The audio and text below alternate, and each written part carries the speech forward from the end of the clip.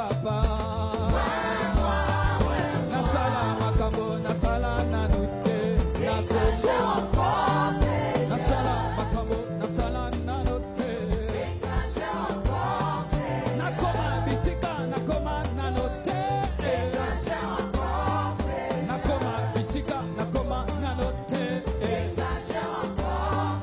Nakoma bisika, nakoma nanote. Shaya. Nakoma bisika, nakoma nanote. Shaya.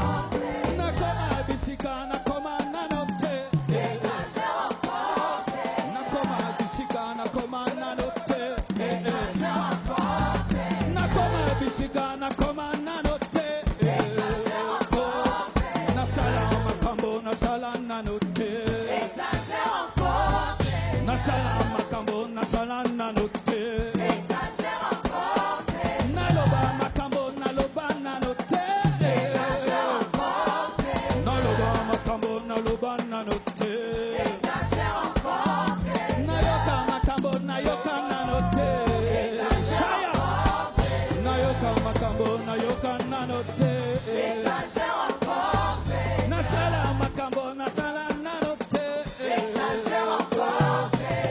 Exagère encore, Seigneur.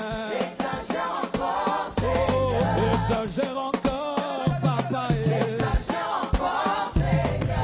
Ouais, moi. Oh, ouais, moi.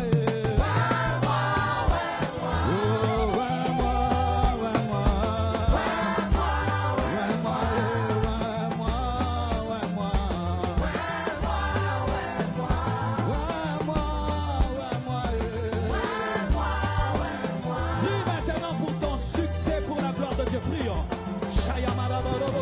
Que tu fasses ce que tu n'as jamais fait, que tu ailles là où tu n'es jamais allé, que tu dises ce que tu n'as jamais dit, que tu entreprennes ce que tu n'as jamais entrepris. Des choses nouvelles, des choses nouvelles, des choses nouvelles, des choses nouvelles. Il y a baba chaya malebra, izamanda la brava chaya meria basotolea. Alléluia. Oh, que tu fasses ce que tu n'as jamais fait.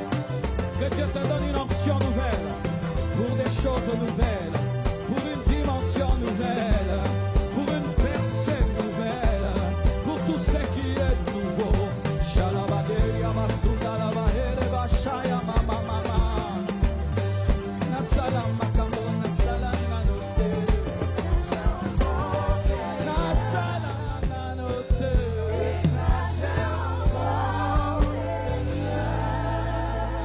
Acclamons Jésus.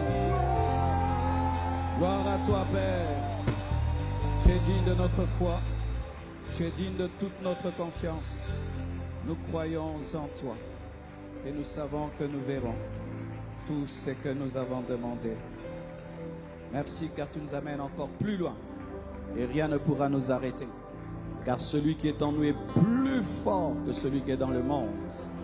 Tu as dépouillé les autorités et les dominations, et en toi nous triomphons. Nous recevons toutes les grâces et les bénédictions que tu répands ce matin, et nous déclarons que nous sommes ce que tu dis que nous sommes.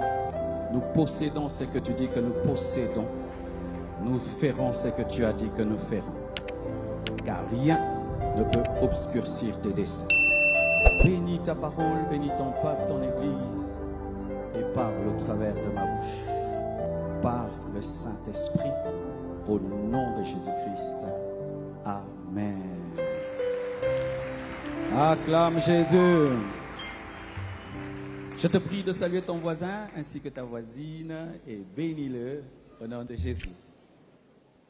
Amen. Acclamons la chorale. Bon matin en onction, hein? Vraiment, c'est très bien. Amen. Avant, vous étiez très artistique, mais maintenant, il y a l'artistique et l'onction. Ça, c'est perfection. Acclamons Jésus pour cette chorale. Je vous salue au nom de Jésus. Je salue l'église la plus résistante au monde. Oui, vous êtes l'église la plus résistante au monde. Persécuté, mettez-la en place. Insulté, mettez-la en place. Chassé même de vos familles, mettez-la en place. Insulté au boulot, tenez en place. Insulté à la maison, tenez en place. Dis à ton voisin, Osaï Lombe. Rien, nous sommes indestructibles. Amen. Plus tu fouettes un cheval, plus il va vite. La persécution, c'est l'essence de Dieu pour aller plus vite. Quand tu n'es pas persécuté, tu vas t'endormir. Quand tu es persécuté, tu restes concentré parce que tu sais que les gens attendent ta chute et c'est une bénédiction. Je suis sûr que si je n'étais pas autant persécuté, peut-être j'allais déjà commettre des bêtises. Mais la persécution me garde éveillé parce que c'est difficile de dormir dans la guerre. Toute chose concourt au bien de ceux qui aiment Dieu. Le thème de mon enseignement depuis mercredi, vendredi, c'est je parle des secrets pour réussir avec Dieu. Alors aujourd'hui, je vais revenir à ce que j'ai dit mercredi et vendredi. Et au premier culte, je pensais pouvoir parler de 8 choses. Je n'ai parlé que de 2. Voyons voir ce qui va se passer à ce deuxième culte. Ainsi, le thème de mon message, c'est 8 lois fondamentales du succès. Dis à ton voisin, 8 lois fondamentales du succès. Ton voisin de gauche, celui de droite, celui de devant, celui de derrière, seulement celui qui te sourit. Acclamons le Seigneur. Nous sommes debout, nous allons lire 2 passages de la Bible. 1 Chroniques 11, verset 1. Soyez mes imitateurs comme je le suis moi-même de Christ. Exode 25, verset 9. Vous ferez le tabernacle et tous ses ustensiles d'après le modèle que je vais te montrer. Prenez place, s'il vous plaît.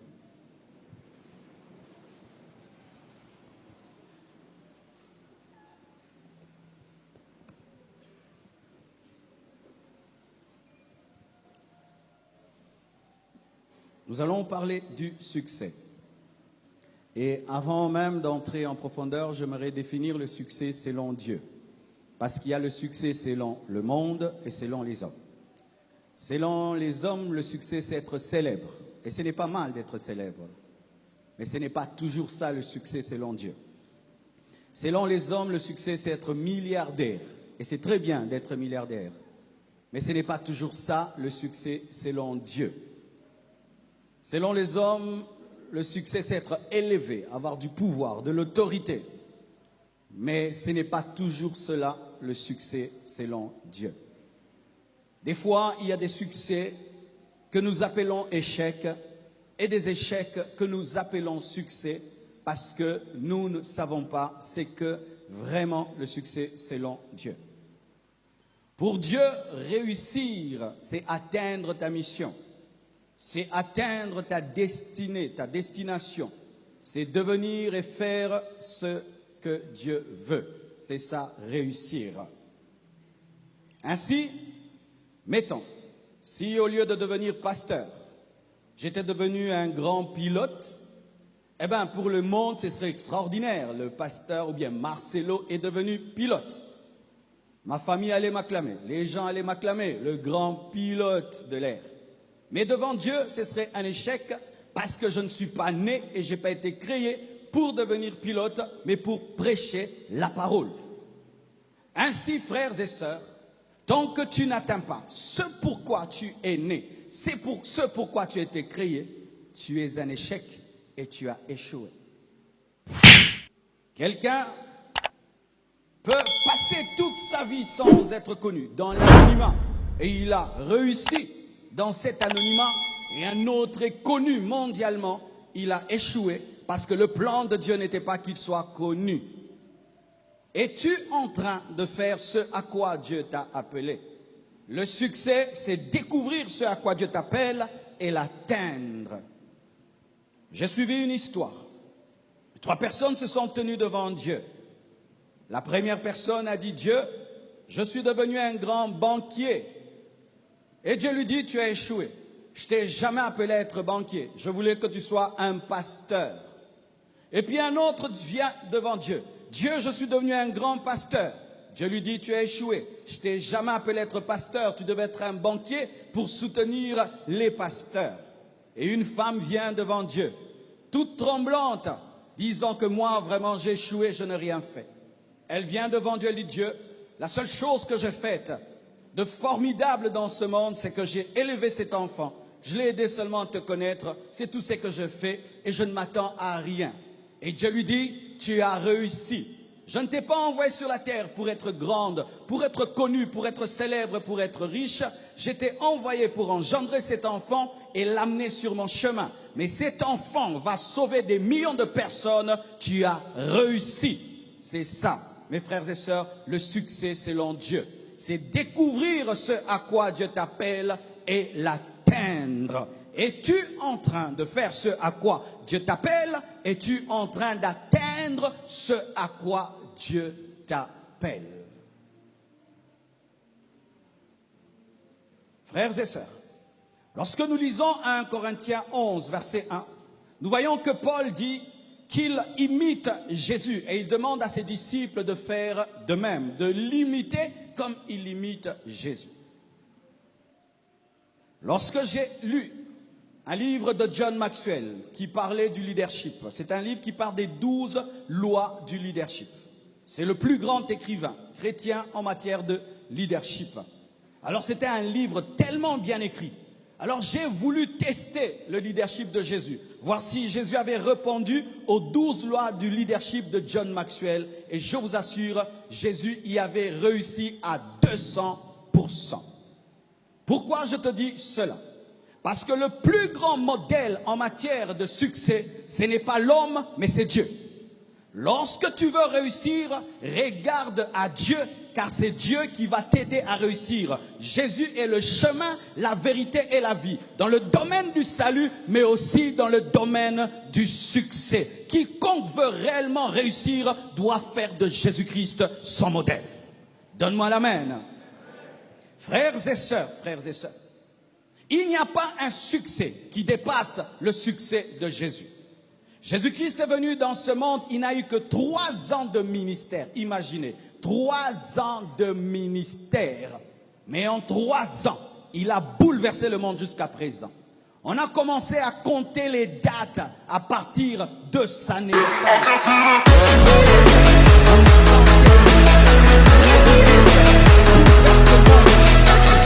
Le livre qu'il nous a laissé est le livre le plus vendu au monde. Et il y a des milliards de chrétiens sur la terre alors qu'il n'a eu qu'un ministère de 3 ans. Acclamons le succès de Jésus-Christ. Il est venu sur la terre afin de te sauver. Il est mort, il est ressuscité après 3 jours. À présent, il est à la droite de Dieu le Père et il est une source de salut parfaite pour toi. Jésus a réussi. Il a dit, tout est accompli. Comment quelqu'un peut naître en Israël et influencer les 5 continents? Comment quelqu'un peut naître à un endroit précis? Il n'a pas voyagé dans le monde entier, mais sa doctrine est répandue dans le monde entier. Comment un homme peut bouleverser à ce point la terre? Lorsque tu prends la dimension divine de Dieu, tu vas dire, la dimension divine de Jésus, tu vas dire c'est normal parce qu'il est Dieu. Mais vous devez savoir que Jésus-Christ a exercé tout son ministère en tant qu'un homme, afin d'être un modèle de succès pour les hommes. Quelles sont les lois que Jésus-Christ a appliquées pour avoir le succès qu'il a aujourd'hui? Quelles sont ces lois? Lorsque Moïse devait construire le tabernacle, il devait regarder au tabernacle céleste. Et nous, lorsque nous voulons chercher le succès, nous devons regarder à Jésus. Lorsque Noé devait construire l'arche, il devait regarder à l'arche céleste. Car sans elle, il allait échouer et faire un bateau qui allait se noyer. Lorsque tu veux réussir, ne regarde pas à l'homme, regarde à Jésus-Christ de Nazareth. Voici la première loi, la connaissance de Dieu. Jésus dit dans Jean 10, verset 10, Jean 10, verset 30, « Moi et le Père, nous sommes un. Moi et le Père, nous sommes un. » Le premier secret pour réussir, ce n'est pas le succès. Le premier secret pour réussir, c'est connaître Dieu. Si tu ne connais pas l'architecte de ta vie, tu ne sauras jamais ce que ta vie doit être. Parce que tu peux croire que Dieu t'a appelé à des petites choses alors qu'il t'a appelé à des grandes choses. Mais comme tu ne le connais pas, ta connaissance petite et non profonde de Dieu va engendrer une destinée petite et sans profondeur. Qui est Dieu pour toi? Pour celui qui croit que Dieu peut tout, il peut croire que Dieu peut faire de lui un grand homme. Mais pour ceux qui croient que Dieu ne donne que le spirituel, il va seulement croire que Dieu peut lui donner le salut, mais dans le domaine de l'argent, du pouvoir, de l'autorité, Dieu ne peut rien. Ta connaissance de Dieu détermine ton succès. Je crois pour ma part que Dieu donne le spirituel, Dieu donne aussi le matériel. Je crois pour ma part que Dieu donne le spirituel, il donne aussi l'intellectuel. Je crois que pour ma part, que Dieu peut bénir mon âme, bénir mon esprit, bénir mon corps, bénir ma société et bénir mon continent au travers de moi. Je le crois. La révélation que tu as de Dieu détermine ce que ta vie sera. Les apôtres croyaient que Jésus ne pouvait marcher que sur l'eau. Le jour où Jésus-Christ a marché, ne pouvait marcher que sur la terre, le jour où Jésus-Christ a marché sur l'eau, ils ont eu peur. Et si pour toi Dieu ne peut donner que le spirituel, le jour qu'il voudra te donner des millions, tu vas croire qu'on veut t'ensorceler ou t'amener dans l'occultisme alors que c'est Dieu. Dieu n'est pas dérangé que tu sois multimillionnaire. Dieu n'est pas dérangé que tu sois multimilliardaire. Dieu n'est pas dérangé que tu sois célèbre. Dieu est dérangé quand tu l'abandonnes, lorsque tu as l'argent, lorsque tu es célèbre. Mais si tu ne crois pas cela, chaque fois que la grandeur viendra dans ta vie, tu auras peur. Tu penseras que c'est le diable alors que c'est Jésus, mais il marche sur l'eau. Jésus a dit, dites notre Père. Ensuite, dites, donne-nous le pain quotidien. Tu dois connaître Dieu avant d'avoir le succès. Car si tu ne connais pas Dieu, le succès va te tuer, le succès va te détruire. C'est pourquoi le plus grand travail de Dieu dans ta vie n'est pas de te bénir, mais c'est de t'enseigner. Le plus grand travail dans ta vie, c'est de te transformer, ce n'est pas de te bénir. Car vous devez savoir que Dieu ne bénit pas nos poches, Dieu bénit nos cœurs. Et c'est le cœur qui a la révélation, qui aura la bénédiction dans les mains. C'est pourquoi laisse Dieu t'enseigner qui il est. Par sa parole, dans la prière, dans les enseignements. Et lorsque tu connaîtras Dieu, c'est alors qu'il commencera à te bénir. Parce que Dieu veut être sûr de toi avant de te bénir. C'est pourquoi la révélation de Dieu précède la possession des bénédictions divines. Donne-moi l'amen. Ne viens jamais à l'église à peine converti. Hey, Dieu, je veux me marier. Tu veux épouser qui? Tu ne connais pas Dieu. Car lorsque tu ne connais pas Dieu, tu vas même te marier dans la chair. Tu veux épouser quelqu'un parce qu'il est beau. Tu veux épouser une femme parce qu'elle est belle, parce que tu n'as pas la connaissance des principes de Dieu. Seigneur, donne-moi l'argent. Tu n'as pas encore besoin d'argent. Tu as besoin de connaître Dieu. Car si tu as l'argent sans Dieu, l'argent va te chasser loin de Dieu. Connaissez et connaissez Dieu et connaissez-le encore. Et lorsque Dieu vous bénira, vous aurez la stabilité, la capacité de garder ce que Dieu vous a donné. Combien de gens, il suffit seulement que Dieu lui donne une voiture, il n'a plus le temps de venir à l'église. Il suffit seulement que Dieu lui donne le mariage, il n'a plus le temps pour Dieu. Une femme à Penguissio, et bon, on va milliard. Tu abandonnes Dieu pour une femme. Tu abandonnes Dieu pour... Dieu t'a donné un enfant, tu n'as plus le temps pour lui. Si un enfant peut te séparer de Dieu, alors quand tu as l'impact sur 1 million de personnes, connais d'abord Dieu. Connais sa sainteté. Connais son amour. Connais sa bonté. C'est alors que Dieu te bénira. Et ainsi tu ne seras pas que béni, tu deviendras une source de bénédiction pour les autres. Car les hommes qui connaissent Dieu ont appris que Dieu ne les bénit pas pour elles, mais Dieu bénit pour les autres. Plus tu grandiras, plus Dieu t'élèvera, plus tu t'enracineras, plus Dieu te donnera, plus tu t'approfondiras, plus Dieu te confiera.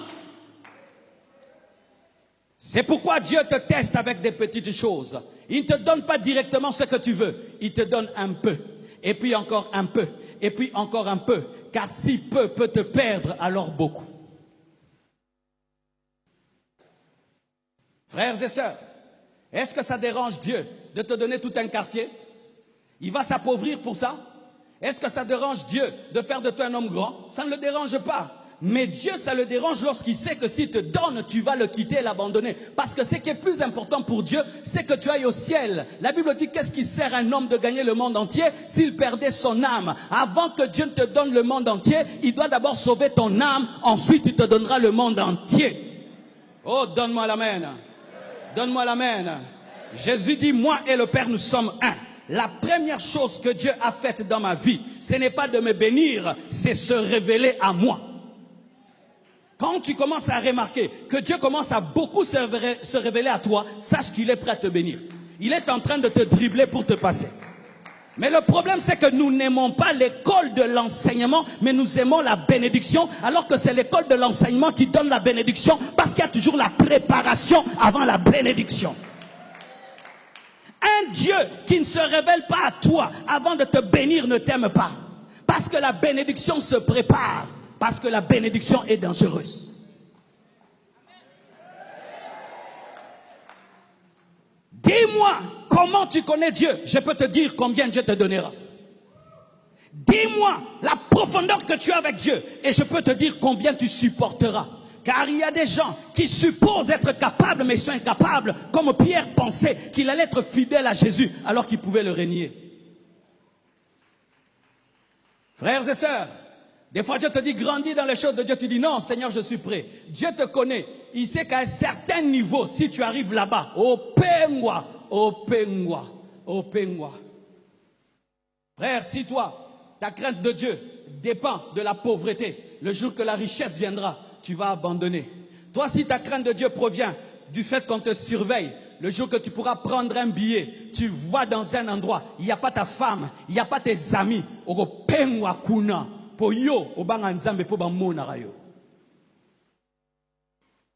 je respecte tous les hommes qui voyagent seuls, sans leurs femmes. Ils sont dans des hôtels 5 étoiles. Autour d'eux, toutes sortes de femmes. Nenga kendaki, nenga zongaki. Nenga kendaki, nenga zongaki. Nenga kendaki, nenga zongaki. En français, comme il est parti, c'est comme il est revenu. Car il y a des péchés qu'on ne commet que dans la grandeur. Si tu n'es pas le grand David, tu ne peux pas voir Bathsheba, parce qu'il faut avoir une grande maison pour regarder dans les kikos des autres. Lorsqu'il était berger, il ne pouvait pas voir Bathsheba, parce qu'il n'avait pas un château qui permet de regarder dans les douches des autres. Mais quand il est monté, il a vu Bathsheba, il est tombé. Frère, lorsque Dieu te garde berger, il sait que tu es incapable de résister devant Bathsheba. Reste à ce niveau, jusqu'à ce que Dieu extirpe de toi l'impudicité, l'adultère, c'est alors qu'il te bénira. Oh, donne-moi la main. Donne-moi la main. Rien qu'une petite voiture, tu changes de démarche. Maintenant, si Dieu te donne une Range Rover, tu vas commencer à nous cogner. Tu nous tamponnes et on doit te demander pardon. Rien qu'être locataire, tu es orgueilleux. Quand tu seras propriétaire, tu vas commencer à insulter tous les quartiers. Rien qu'avoir un homme sans enfant, tu es orgueilleuse. Quand Dieu va te donner les mapas, c'est pourquoi Dieu te garde à ce niveau, parce que tu dois le connaître, et le connaître, et le connaître, et quand tu le connaîtras, c'est alors qu'il te bénira. Donne-moi la main que je te parle. Un jour, j'ai entendu un frère dans notre église de Cité Mambutu. Il a dit à Dieu, Dieu, arrête de trop parler. Quelle impolitesse spirituelle. Bénis maintenant, te l'embi. Arrête de m'enseigner. Je suis fatigué de tes enseignements. Bénis-moi. Frère, si Dieu trouve que tu dois encore connaître, connais. Il te connaît mieux que toi-même. Il sait que Pierre, tu parles beaucoup, mais tu as peur de la mort. Laisse-le t'enseigner sur comment on peut vaincre la mort, et puis tu vaincras. Frères et sœurs, le Dieu qui te connaît te fait attendre. Non pas parce qu'il ne t'aime pas, mais parce qu'il te connaît tellement. Et il t'aime tellement. C'est pourquoi il attend. Donne-moi la main. La connaissance de Dieu précède le succès. La connaissance de Dieu précède la bénédiction. Parce que la bénédiction, s'il n'y a pas la connaissance, ça détruit. J'ai entendu des femmes prier. Dieu, ne bénis plus mon mari, ça suffit. Parce que chaque fois qu'il avait plus de salaire, il ajoutait une autre femme. Salaire de $1000 une femme, $2000 deux femmes, $3000 trois femmes, $10 000 10 femmes. Alors il faut l'amener même à $100 comme ça.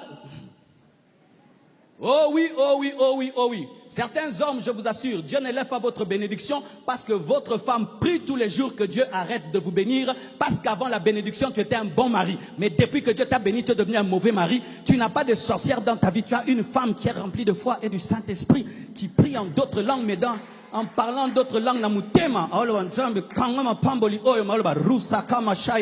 et tu penses qu'elle dit Dieu bénit, mais dans le cœur, oui. Je vous dis la vérité, il y a des hommes, vous n'avancez pas parce que vos propres femmes prient contre vos bénédictions. Tu es béni, on ne te voit plus. Que tu perdes le travail comme ça, on te voit.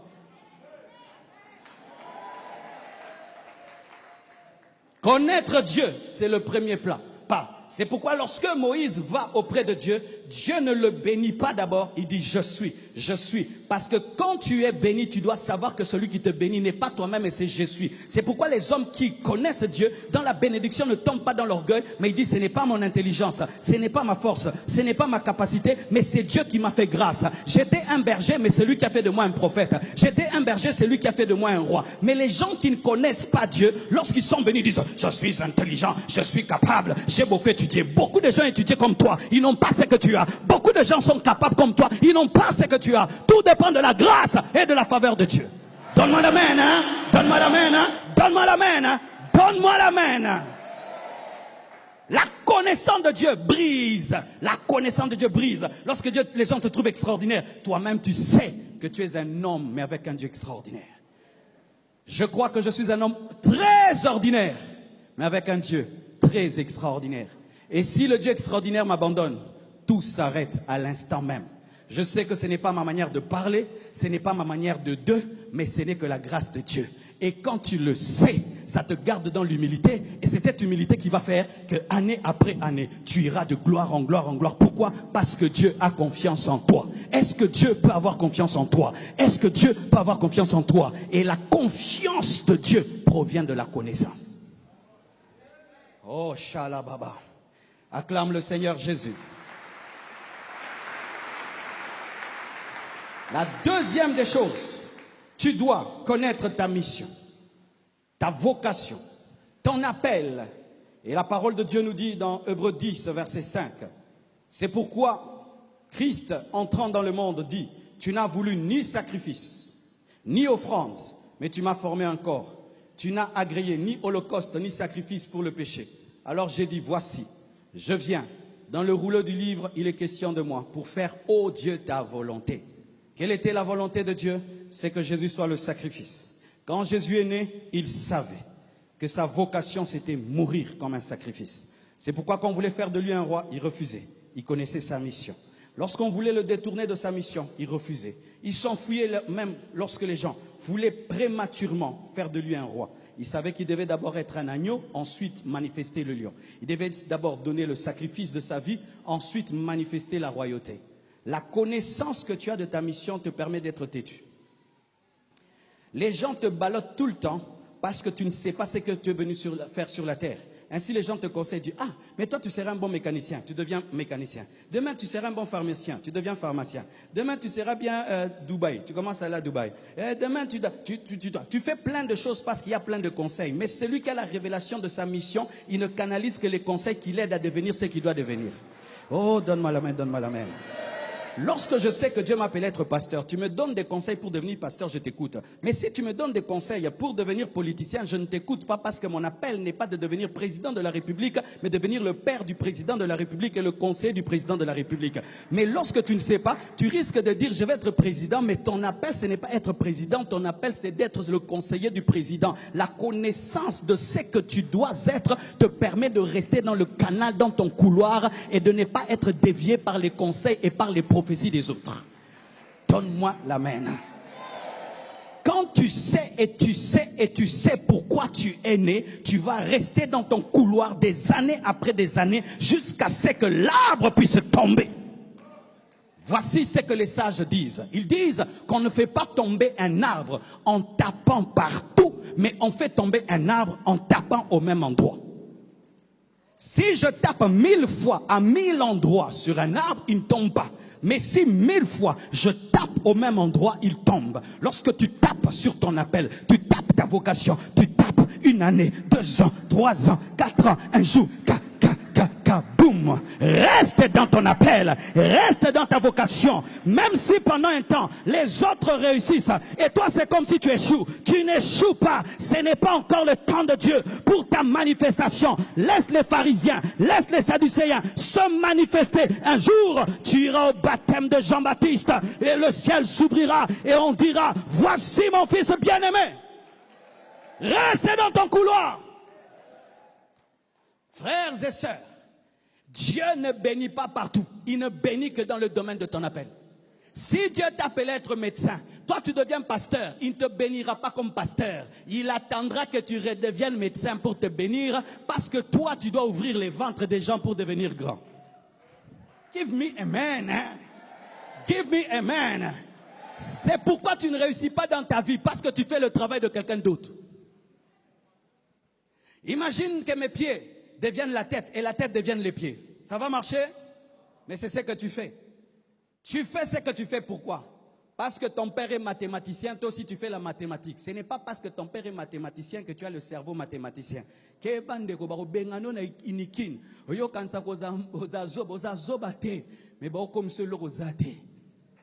En français.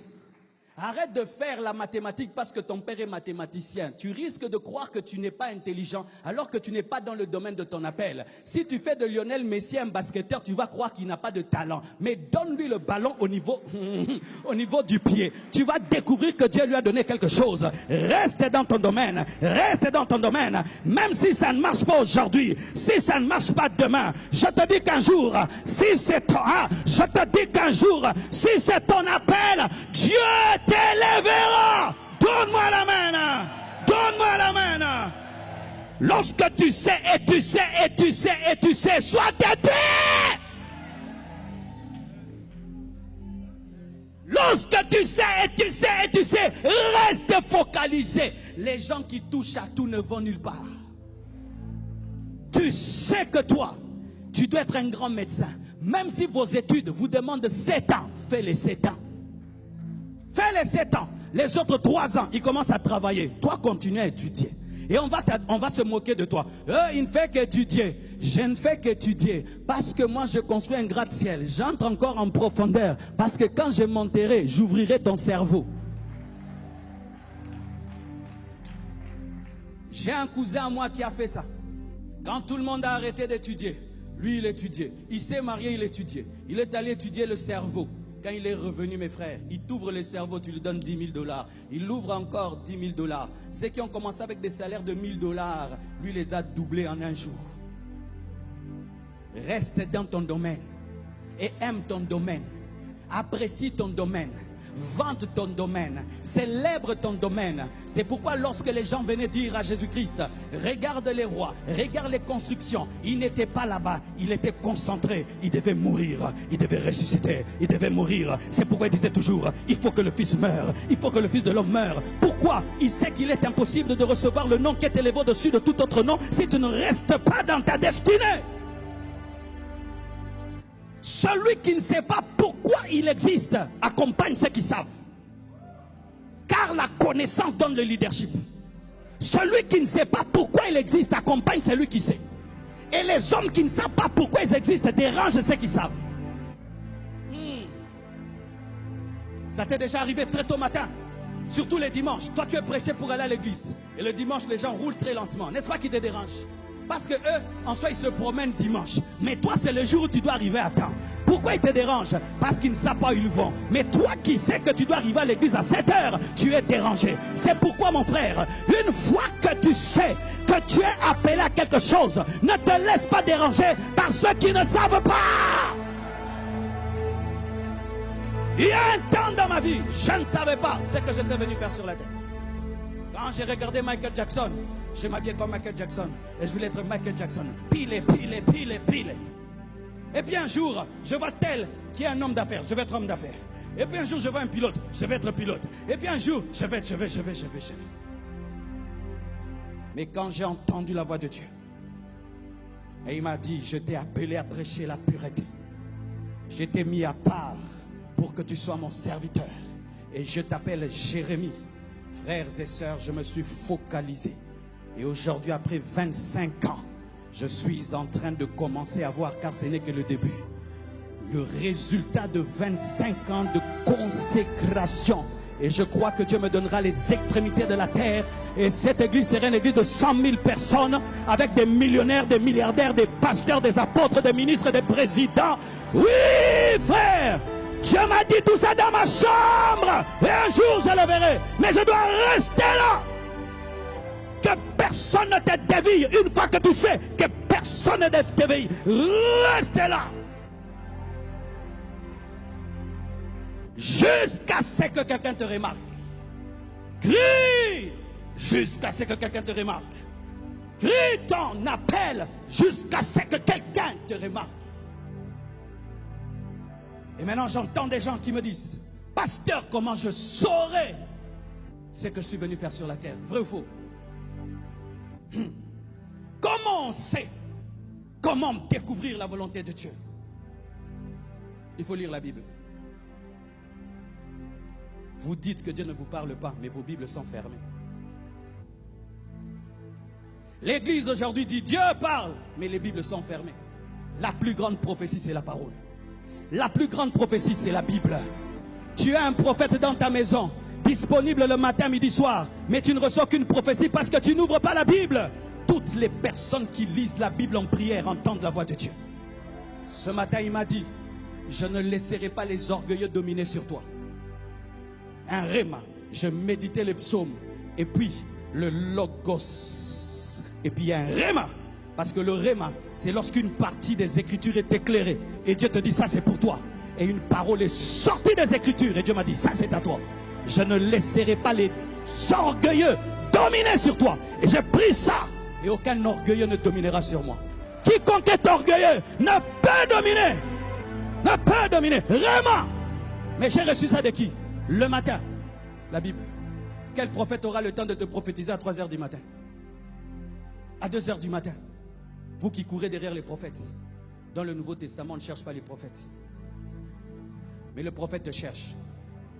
Agabus cherchait Paul. Paul n'a jamais cherché Agabus. Dans l'Ancien Testament, on cherche les prophètes parce qu'on n'a pas le Saint-Esprit. Dans le Nouveau Testament, le prophète nous cherche parce que nous avons le Saint-Esprit. Et il nous cherche pourquoi? Pour enlever nos doutes par rapport à ce que Dieu a dit. Parce que des fois Dieu peut te parler, tu doutes, maintenant il envoie le prophète pour te dire: ne doute pas, c'est Dieu, et puis tu fais. Mais si tu vas chercher un prophète, tu dis: qu'est-ce que Dieu a dit? Tu vas vide auprès d'un prophète, il va te remplir de tout, même de lui-même. S'il est en colère, Dieu va te frapper. S'il est heureux, tu monteras. Dans le Nouveau Testament, il n'y a pas de consultation prophétique où j'ai dit le prophète s'assied, toute l'église vient, Dieu a dit, Dieu a dit, Dieu a dit. Ce n'est pas le Nouveau Testament, c'est l'Ancien Testament. Mais dans le Nouveau Testament, Dieu te parle et puis Dieu envoie quelqu'un qui ne sait pas que Dieu t'a parlé, il te dit, Dieu t'a dit. Lis la Bible régulièrement. Et voici ce qui se passe quand on lit la Bible. Il y a la voix de Dieu dans la Bible. Qui entend une voix dans la Bible? Quand on lit la Bible, il y a une voix, non? C'est ça la voix de Dieu. La voix qui sort de la Bible, c'est ça la voix de Dieu. Maintenant, quand tu lis beaucoup la Bible, cette voix de Dieu, tu vas t'habituer à elle. Le jour que quelqu'un te dit une chose qui n'est pas conforme à cette voix, tu vas savoir que ce n'est pas Dieu. On ne peut pas t'expliquer comment est la voix de Dieu. La voix de Dieu est grosse, la voix de Dieu est douce. C'est faux. Le Saint-Esprit parle doucement, le diable aussi parle doucement. Dieu parle avec autorité, Satan aussi parle avec autorité. Pour savoir quand Dieu parle, tu dois seulement l'entendre parler. Explique à quelqu'un ma voix. Explique la voix du pasteur maintenant à quelqu'un. Ça ira? Il crie, beaucoup de gens crient.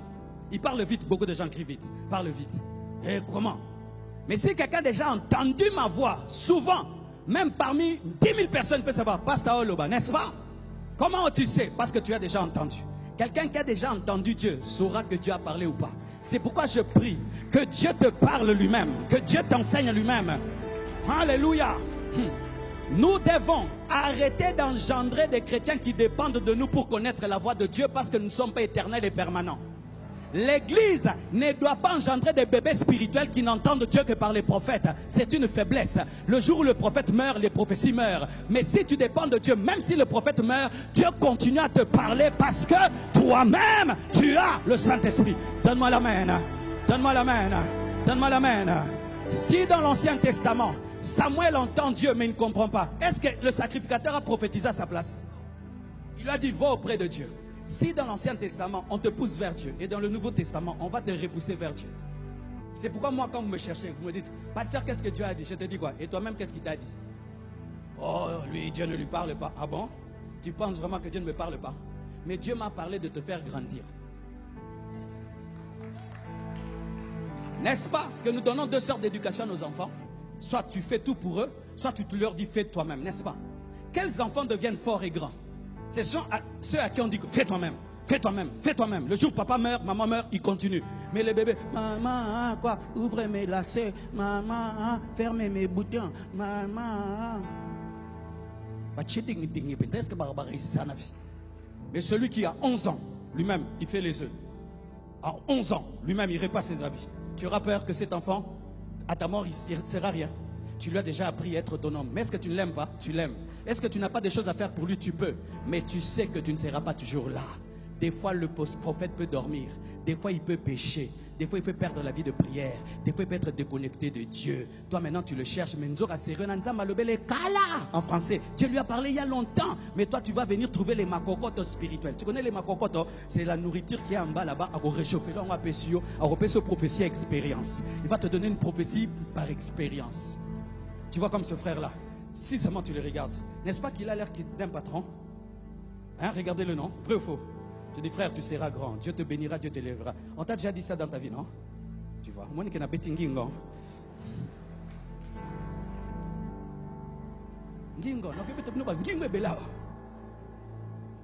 mais ce qui bouleverse ta vie, c'est quand tu sais et tu sais que Dieu t'a parlé. Parce que des fois, mes frères, la vie devient difficile. Il m'est arrivé dans ma vie de douter que Dieu m'avait appelé. Tu doutes, pauvreté, souffrance, l'église ne grandit pas. Satan te dit, tu t'es trompé, il fallait finir tes études. Mais quelque chose m'a fortifié. Ce jour-là, c'était Dieu. Ce jour-là, c'était Jésus qui m'était apparu. Ce jour-là, je vais relire les prophéties. Et puis je dis non. Dieu m'a parlé, c'est difficile, mais ce n'est pas parce que c'est difficile que Dieu n'est pas avec moi. Je sais qu'un jour, il finira par bénir et par élever. Tu dois avoir ton rêve. Dieu parle par la Bible, mais Dieu parle aussi par la voix audible. Et j'aimerais vous dire la vérité en matière de voix audible. Dieu ne parle pas souvent par voix audible. Moïse, je suis l'Éternel. Il y a beaucoup de gens qui attendent ça. Seigneur, parle-moi. Oh, c'est là.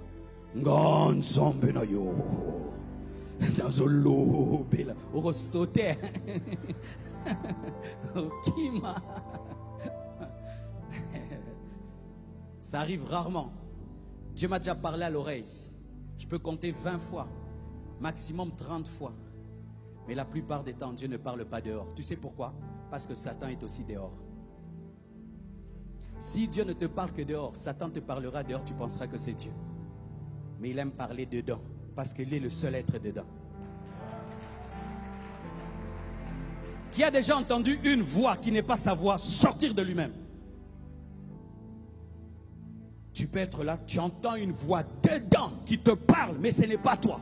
C'est la manière dont Dieu aime parler, parce que c'est une connexion sécurisée sans piratage. Mais des fois, Dieu, il ne parle pas avec des mots, il parle avec des convictions. Tu sens seulement que... non, ça l'en haut. Dieu t'avait parlé, non, non, ça l'en haut. Comment? Et aussi, et puis tu fais, et Simbi, conviction. Des fois, Dieu parle par la paix. Seigneur, tu veux que je fasse? Tu veux que je fasse? Que je ne fasse pas? Que je fasse? Il dit ni oui, ni non. Mais tu attends seulement, tu sens seulement une paix dans ton cœur. C'est Dieu qui a parlé. Il peut aussi parler par l'agitation. Tu commences à demander quelque chose, la paix commence à te quitter. La paix commence à te quitter. Arrête, ne fais pas. Chaque fois dans ma vie que j'ai eu à faire quelque chose sans la paix de Dieu, j'ai échoué. Chaque fois que j'ai fait quelque chose sans une paix totale, j'ai échoué. Mais quand j'ai la paix, même si ça secoue, ça finit toujours par marcher. Et aussi Dieu parle par les circonstances. Tu dis, Seigneur, je dois voyager. Tu arrives à l'aéroport, on te laisse. N'insiste pas. Tu rentres à la maison, tu entends que l'avion là qui est parti n'est pas arrivé. En morosui fièvre. Ce qui n'a pas qui n'a qu'à dire. Pas ni tout belara, moraté kokufa.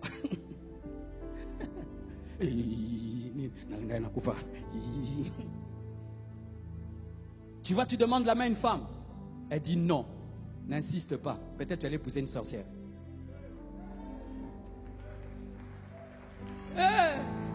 Tu as raté. Mais Dieu, au lieu de te dire elle est sorcière, il fait seulement qu'elle dise non. Pourquoi? Elle a vu le feu en toi. Elle dit non. Toi maintenant, comme tu es un grand dragueur, jusqu'à ce que tu insistes et la sorcière accepte et puis ta vie est détruite. Apprenez à écouter le nom de Dieu dans les circonstances. Des fois aussi, Dieu te dit oui par les circonstances. Tu vas quelque part, tout le monde est mis de côté, seulement toi qui es choisi. Dieu t'a parlé, qui t'a choisi. Dieu t'a déjà parlé. Des fois, il parle par le fardeau. Quand tu te promènes, tu ne supportes pas la saleté. Tu dois devenir ministre de l'environnement. Quand tu vois les gens pauvres, tu ne supportes pas. Tu dois devenir riche pour aider les gens. Moi, je serai riche et très riche parce que je ne supporte pas voir quelqu'un dans la misère. Depuis que je suis enfant, je ne supporte pas voir quelqu'un souffrir. Mais toi, depuis Boumana, na mukokoli libo kabate. En français, depuis que tu es enfant, même le mukokoli du pain, tu ne partages pas. Toi-même, les bananes, tu ne partages pas. Les bananes, tu ne partages pas. Dieu va te donner la richesse comment? Bitabé, bitabé, bitabé. Les gens viennent chez toi, quand tu prépares, tu diminues le feu. Quand les gens mangent chez toi, tu es mal à l'aise qu'ils mangent. Tu ne seras jamais grand. Je prie que Dieu bénisse tous les gens qui ont un grand cœur, qui ont un bon cœur, qui ne supportent pas la misère. C'est un appel à la richesse. Toi qui ne supportes pas la misère, c'est un appel. Oui, il y a des gens qui tolèrent la misère. Moi, je ne tolère pas la misère. Je hais la misère. On dit tout ce qu'on veut. Moi, je n'aime pas la misère. J'aime pas la saleté. J'aime pas la pauvreté. Je hais la pauvreté. Quel bonheur il y a à être pauvre. Tu arrives à l'aéroport, des grands garçons de 20 ans, 30 ans qui te demandent, papa donne, 1000 francs, 1000 francs. Tu te dis, Seigneur, si je peux trouver un travail pour eux. Tu vois une veuve qui se bat dans la vie, vendre le créoline. Oh Seigneur, si je peux l'aider. Tu vois un orphelin qui se bat dans la vie. Seigneur, si je peux l'aider. Le cœur que tu as, c'est ton appel. Les choses qui t'énervent révèlent ton appel. Les choses qui t'énervent révèlent ton appel. Toi qui ne supportes pas l'injustice, que Dieu fasse de toi un grand juge au nom de Jésus. Toi qui ne supportes pas que les innocents finissent en prison, que Dieu fasse de toi un avocat au nom de Jésus. Toi qui ne supportes pas la maladie, que Dieu te donne un don de guérison ou fasse de toi un grand médecin. L'appel de Dieu peut se cacher dans le fardeau. Tu ne supportes pas voir des fous. Tu es appelé à en prendre soin. Je connais un pasteur Obiang, c'est où? Au Gabon. Cet homme m'a invité. On a travaillé dans le stade. Et j'ai trouvé que c'était bien. Mais je n'étais pas très impressionné parce que j'ai vu déjà des croisades. Mais on finit la croisade. Il organise une soirée de gala pour les fous. Cet homme, vous savez quel appel il a? Il cherche les fous au Gabon. Il te prend, il te lave, il coupe tes cheveux, il t'habille. Il te nourrit et il prie pour toi. Et il nous a présenté des fous qui étaient guéris. Des fous qui chantent à la chorale. Des fous qui servent Dieu. J'ai dit, waouh, ça c'est un appel. Un jeune garçon est venu me voir hier ou avant-hier. Il dit, pasteur, prie pour moi. Ce jeune garçon n'a même pas beaucoup d'argent. Mais il prend les orphelins. Il les amène en ville. Il organise une fête pour eux. Afin qu'ils ne sentent pas l'absence de papa et de maman. Ce garçon sera riche. Le cœur que tu as détermine ton futur. Le fardeau que tu as détermine ton futur. Les choses qui t'énervent déterminent ton futur. Les choses que tu ne supportes pas déterminent ton futur. Des fois tu dis que Dieu ne te parle pas. Il y a longtemps que Dieu t'a parlé, mais tu n'as pas entendu le fardeau que tu as. Frères et sœurs, il y a des hommes qui n'ont jamais vu des visions, ni vu des songes, mais qui, rien que par un fardeau, ont bouleversé la terre. Martin Luther King ne supportait pas le racisme. Et voilà que Dieu l'a utilisé. Qu'est-ce que tu ne supportes pas? Et Dieu parle aussi par des songes. Voici, je vais te donner un petit secret. On nous a appris que quand tu pries, il ne faut pas dormir. Vrai ou faux? N'est-ce pas? Je vais te dire que des fois, il faut dormir. Oui, il y a deux sortes de sommeil. Il y a le sommeil charnel et le sommeil spirituel. Des fois, quand tu pries, Dieu sent que tu es trop conscient qu'il ne peut rien te montrer. Et puis, te plonge dans un sommeil. Et c'est là qu'il te donne un songe. Mais des fois, tu résistes au sommeil que Dieu te donne. C'est pourquoi tu ne vois rien. Il y a des sommeils. Quand ça te prend, quand tu pries, dors. Et c'est là que Dieu va te parler. Parce que des fois, tu ne peux pas avoir des visions. Certains, vous avez peur des visions. C'est pourquoi Dieu ne te parle que par les songes. Parce que certains ont peur des visions. Pourquoi la vision, des fois, effraie? Tu es là comme ça et puis tu vois double. Maman Blanche, par exemple, elle peut te regarder comme ça et puis elle voit aussi un squelette derrière toi. Imaginez mon ascope, squelette. Tu peux la saluer comme ça et puis elle voit que tes mains sont comme les mains d'un mort. Imagine ça. Si maintenant toi tu as peur, tu vas refuser. Alors toi, Dieu doit t'endormir pour te montrer. C'est pourquoi des fois quand tu pries et tu sens un sommeil, ce n'est pas toujours Satan. C'est Dieu qui veut te montrer. Dors et tu verras. Mais ne dors pas toujours quand Dieu t'endort. Mais des fois, Dieu peut te parler. Tu n'es pas endormi. Tu es comme ça et tu vois. Tes yeux s'ouvrent deux fois. Tu vois le monde physique et tu vois le monde spirituel. Qui a déjà vu ça? Que cela arrive dans ta vie. Que cela arrive dans ta vie. Dieu n'est pas un menteur. Dieu n'est pas un menteur. Je dis Dieu n'est pas un menteur. Ce qu'il t'a montré arrivera. Et comme tu sais et tu sais, persévère dans cette vision. Continue et continue. Si tu as des foules, tu as vu des foules, un jour tu les verras. Si tu as eu une vision où tu faisais des miracles, un jour. Il y a 2 jours, j'ai eu une vision. J'ai prié pour quelqu'un qui avait un pied courbé, qui s'est redressé. Je m'attends, lorsque je vais à Ouagadougou, de voir des miracles et des prodiges, parce que Dieu ne ment pas. Oh, donne-moi un amen. Dieu te parle, il te dit, cette femme, tu l'épouseras. Sois calme, tu l'épouseras. Même si quelqu'un tourne autour, il ne l'épousera pas. Tu l'épouseras. Les hommes de vision sont calmes. Give me amen. Give me amen. Ça t'est déjà arrivé. Tu vis quelque chose et tu sens que tu l'as déjà vu. Tu vois et tu dis j'ai déjà vu. Ce sont des choses qui prouvent que Dieu maîtrise le futur et qu'il est capable de te révéler le futur dans le présent. Un jour je me tiens quelque part et je vois une chose que j'ai vue il y a 20 ans. Et je dis Dieu, mais j'avais vu ça il y a 20 ans. Pourquoi?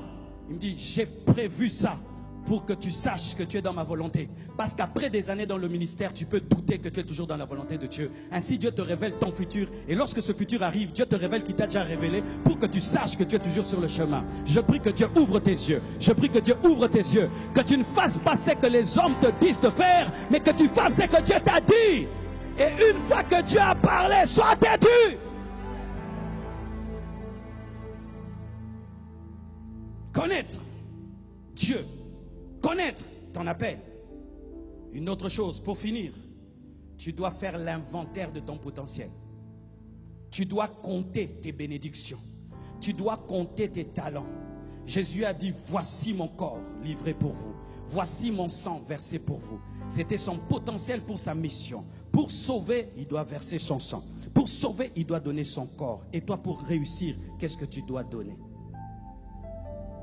Certains ici, ton potentiel c'est l'intelligence. D'autres c'est la beauté. D'autres c'est la force. D'autres tu as une intelligence dans les affaires. D'autres tu es très relationnel. Tu peux arriver à un endroit et tu as des amis du coup. Sache que par ce que Dieu t'a donné, tu réussiras. Arrête de trop connaître ce que les autres ont. Découvre ce que Dieu t'a donné. Maximise ça. Amplifie ça et tu deviendras grand. Il n'y a aucun homme qui n'est vide. Tous les hommes ont quelque chose. Tous les hommes ont quelque chose. Si moi je ne sais pas jouer au foot, je sais parler. Lionel Messi ne parle pas comme moi et moi je ne joue pas au foot comme lui. Dans les domaines de parler, je lui dépasse. Dans les domaines du foot, il me dépasse. Mais chacun de nous est né avec quelque chose. La sœur chante très bien. Tu peux être complexé par rapport à elle. Mais toi, tu es fort en comptabilité. Tu as quelque chose. Tout le monde a quelque chose. Tout le monde a quelque chose. Fais l'inventaire de tes bénédictions. Quand tu connais ton potentiel, prends-en soin. C'est ça ton arme de guerre. Un jour, je suis allé me faire soigner. Les dents me dérangeaient. J'arrive chez le dentiste, mes frères, j'étais étonné. Je me suis comporté vraiment comme un bébé. Agitation niniwana bandiko. Il me met un truc dans la bouche. Et puis il dit, monsieur, sois calme, c'est très dangereux. J'ai dit, papa, c'est très dangereux. Et il me met un truc, une scie électrique. Ya, frère, c'est quoi ça? Il dit, Mister, be quiet, be quiet. Nini, be quiet. Il a dit, mais pourquoi tu as agité comme ça? Pourquoi tu as agité comme ça? Vous savez pourquoi j'étais agité? Il avait mis une scie dans ma bouche internationale. S'il me coupait la langue, parce que moi, tout Dieu a mis, c'était comme s'il avait le pied de Messie. Et je dis, papa, le lait monezo kansaba, le lait mignon se tende kokeba. J'étais agité parce que je savais qu'il était à côté de ma richesse. Que si seulement il m'enlève la voix, toi, Dieu a tout mis où? Garde là-bas. Garde là-bas. Protège là-bas. Protège là-bas. Protège.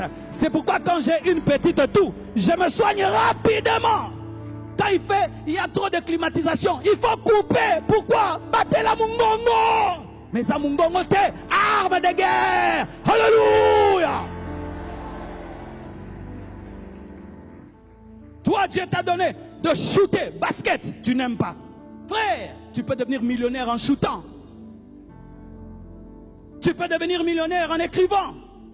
Tu peux devenir millionnaire en donnant des conseils. Tu peux devenir millionnaire en cuisinant. Tu peux devenir millionnaire derrière ton ordinateur. Mais que Dieu te donne de découvrir ton potentiel. Et en matière de potentiel, nous tombons souvent dans le complexe d'infériorité. Où tu trouves que l'autre, Dieu lui a beaucoup donné. Et toi, tu n'as rien. Tout ce que Dieu donne est grand. Tout ce que Dieu donne est grand. Swista vend de l'eau. Swista, maï. Kovo vadis, pain. Mais toi, si Dieu te dit, ton potentiel c'est vendre le pain. Non, tu ne pas. Kaiser, c'est le pain. Aime ce que Dieu t'a donné. Maximise cela. Valorise cela. Ne sois jamais complexé.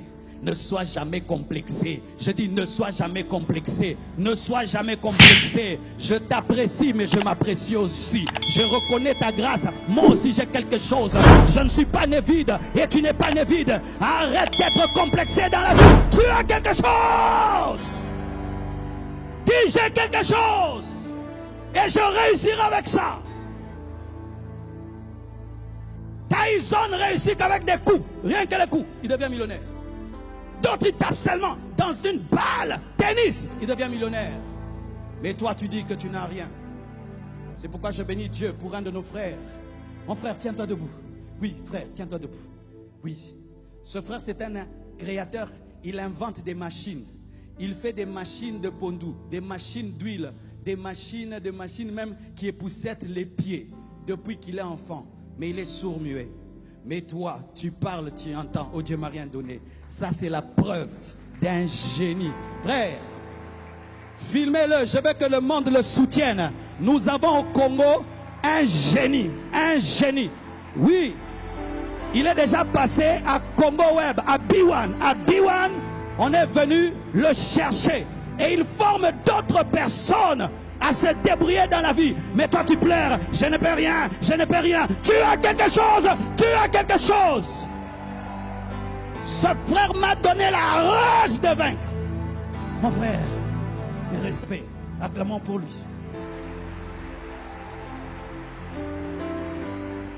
Un jour je passe devant une boutique Je trouve un homme qui n'a pas de pied et qui n'a pas de main, mais qui est en train de vendre. Quand les gens viennent acheter, il fait ça. Mais là, il n'a même pas les mains pour prendre l'argent. On prend pour lui. Mais chaque matin, il sort. Mais toi, avec tes deux mains, tes deux pieds, tes yeux, ta bouche, tes oreilles. Oh, nzama tikingai. Oh, Congo yoko bomba biso. Et oh, bomba bendiente. Naba chinois ba okufate. Naba libanais ba okufate. Ka yo mwana mboko ndo kufa. En français, le Congo ne tue pas les Libanais, ni les Chinois, ni les Indiens. Ça tue que toi, le Congolais. Fils du pays, tu dis que le Congo va te tuer. Tu te maudis toi-même. Frère, tu as quelque chose. Tu as quelque chose. Arrête de pleurer, tu as quelque chose. Si tu dois vendre les beignets, vends les beignets. Si tu vas vendre l'eau, vends l'eau. Mais tu as quelque chose. Sois même un répétiteur à domicile. Aide les gens. Fais quelque chose. Arrête de te plaindre. Tu as deux pieds, deux mains, une tête, une bouche, des yeux. Et tu te plains dans la vie. Tu te plains dans la vie. C'est une insulte à Dieu.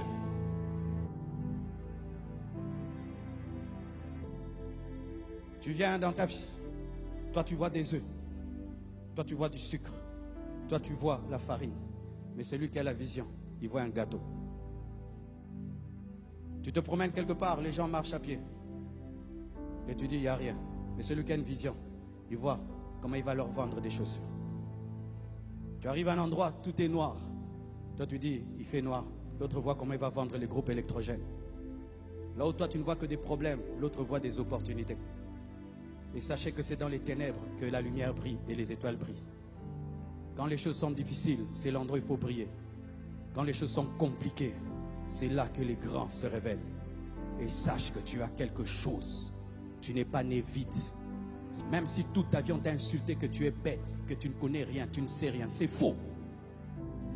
C'est faux. Dieu ne peut pas envoyer quelqu'un sur la terre, une terre de combat comme ça, sans lui donner des armes. Impossible.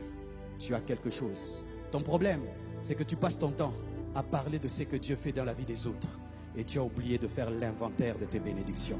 Voici mon corps, voici mon sang. Avec ça, il est devenu le roi des rois, le Seigneur des seigneurs. Que Dieu vous bénisse abondamment. Alléluia. Alléluia. Alléluia. J'aime prêcher de telles prédications. Vous savez pourquoi? Ce sont ces choses que Dieu m'a dites lorsque je traversais des moments difficiles et que j'habitais un garage et qu'on m'amenait de la nourriture le soir. Et je me regardais dans le miroir et je me prêchais ces choses. Dieu est avec toi. Tu as quelque chose. Dieu est avec toi. Tu as quelque chose. Tu t'en sortiras. Tu dois t'en sortir. Tu dois t'en sortir. Et n'oubliez pas une chose. Si tu réussis, mais tu ne vas pas au ciel, tu as échoué. Qu'est-ce qui sert à un homme de gagner le monde entier s'il perdait son âme? Ça me sert à quoi de devenir président, ministre, millionnaire, milliardaire, célèbre, et puis tu meurs, tu vas en enfer. C'est pourquoi le premier succès dans la vie, c'est connaître Dieu. Le premier succès dans la vie, c'est donner sa vie à Jésus. Le premier succès dans la vie, c'est de sauver ton âme. Et après avoir sauvé ton âme, deviens grand, deviens riche, aide les autres. Mais l'essentiel, c'est d'abord ton âme. Inclinons-nous dans la prière.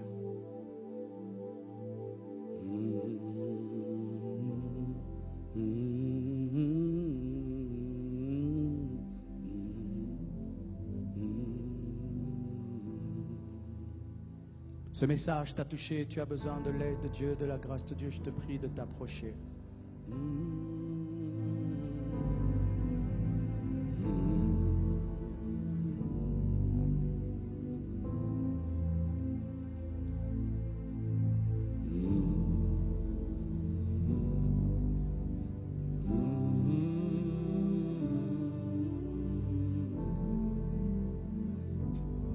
Demande à Dieu qui te donne le discernement de sa voix.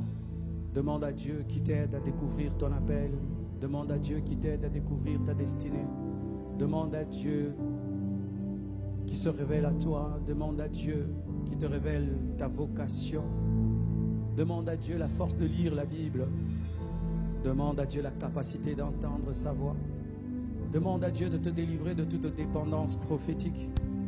Demande à Dieu de te délivrer de tout complexe d'infériorité. Demande à Dieu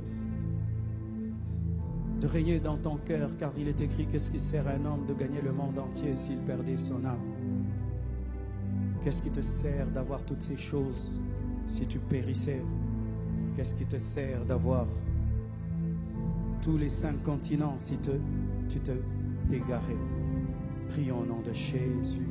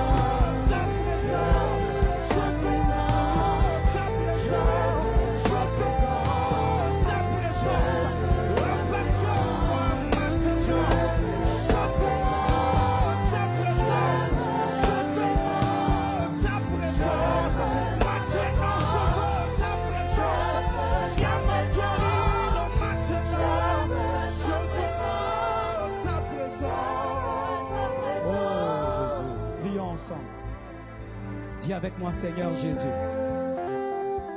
Seigneur Jésus, dirige ma vie. Sois mon Seigneur. Sois mon guide. Je ne connais pas mon futur. J'ignore ma mission. Permets-moi de la découvrir. Délivre-moi du tâtonnement. Délivre-moi de toute confusion. Je ne veux pas imiter les autres. Je veux une destinée authentique. Je veux être et faire ce à quoi tu m'as appelé. Je te demande, Seigneur, de te révéler à moi. Donne-moi la force de lire la Bible, la force de prier, la capacité d'écouter. Aide-moi à faire l'inventaire de mon potentiel. Donne-moi de découvrir mes talents. Donne-moi d'amplifier mes talents. Par ton esprit, je refuse l'échec. Je refuse l'échec. Je refuse l'échec. Je refuse l'échec. Je refuse l'échec. Je refuse l'échec. Je refuse l'échec. Je refuse l'échec. Je refuse l'échec. Je refuse l'échec. Je refuse l'échec. Je refuse l'échec. Je refuse l'échec. Je suis condamné à réussir. Condamné à impacter. Condamné à faire des grandes choses. Donne-moi l'humilité dans la gloire et dans le succès. Que ta bénédiction ne me sépare jamais de toi. Donne-moi un bon cœur. Fais de moi une source de bénédiction. Levez les mains.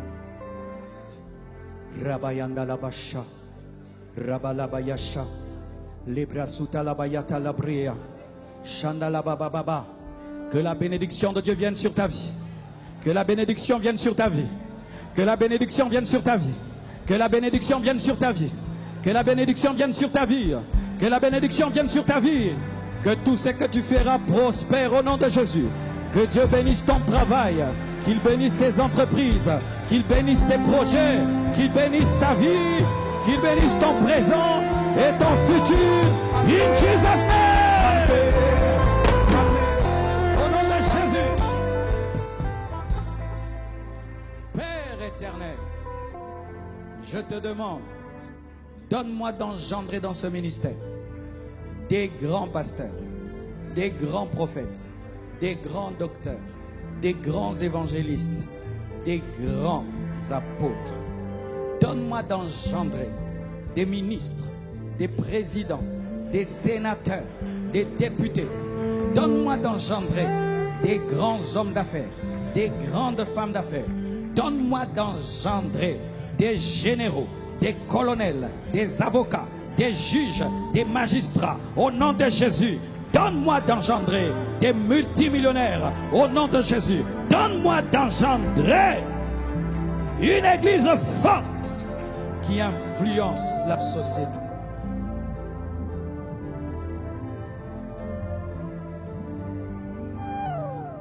Chamantelaye. Et comme la place aux alliés, na combat na Jésus. Que la bénédiction de Dieu te propulse et te favorise.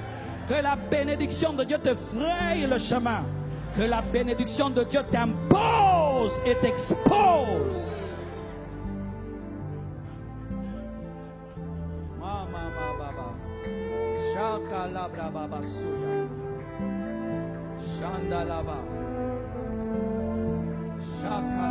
Alléluia. Alléluia. Je le sens dans mon esprit. Cela va arriver. Cela va arriver. Cela va arriver. Cela va arriver. Cela va arriver.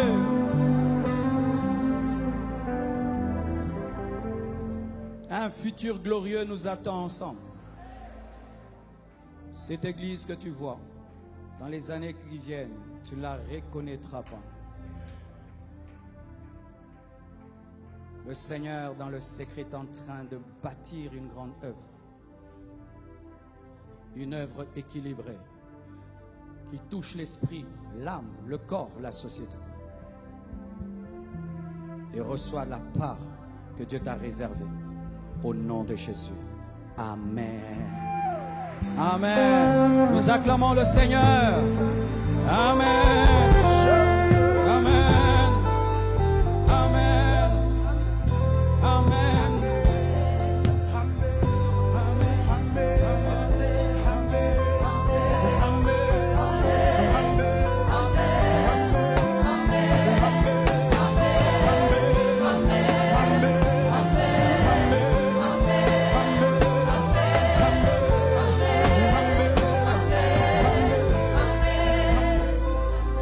Qui a été béni ce matin? Nous acclamons le Seigneur. Prenez patience, je suis devenu ponctuel depuis mercredi. Je suis né de nouveau. Ces derniers temps, j'avais 8 choses à dire, je n'ai dit que 3 pour respecter le temps, parce que ça fait partie aussi des clés pour réussir la ponctualité. Quand tu dis aux gens 12 heures, c'est 12 heures, ça fait aussi grandir l'œuvre. Amen. Alors avant de céder le micro au modérateur, nous allons récolter toutes les offrandes et les promesses pour les extensions. J'avais remis dimanche passé des enveloppes pour la mission. Aujourd'hui, nous avons 51 extensions et certaines sont encore jeunes. Elles ont besoin de loyers, des baffles, des chaises. Accomplissons nos engagements ce matin. Approchez-vous, s'il vous plaît.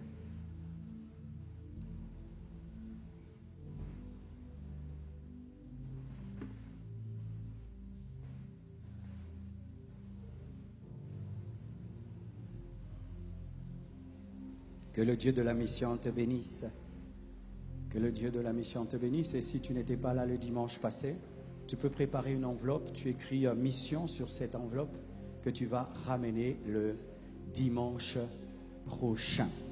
Et je demande à tous ceux qui se sont engagés pour devenir les partenaires des extensions, les partenaires de la mission, soyez fidèles dans vos engagements.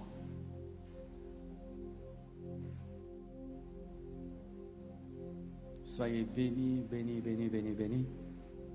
Vous savez, quand une église est jeune, $100, vraiment, tu ne peux pas savoir comment ça peut aider une jeune église. $200, $300. Ne dis pas que c'est peu. Tu peux savoir combien résoudre un problème. Certaines extensions ont des besoins de groupes électroniques, des chaises, des tôles, du bois, ainsi de suite. Que Dieu vous bénisse et qu'il vous comble de ses grâces. Merci.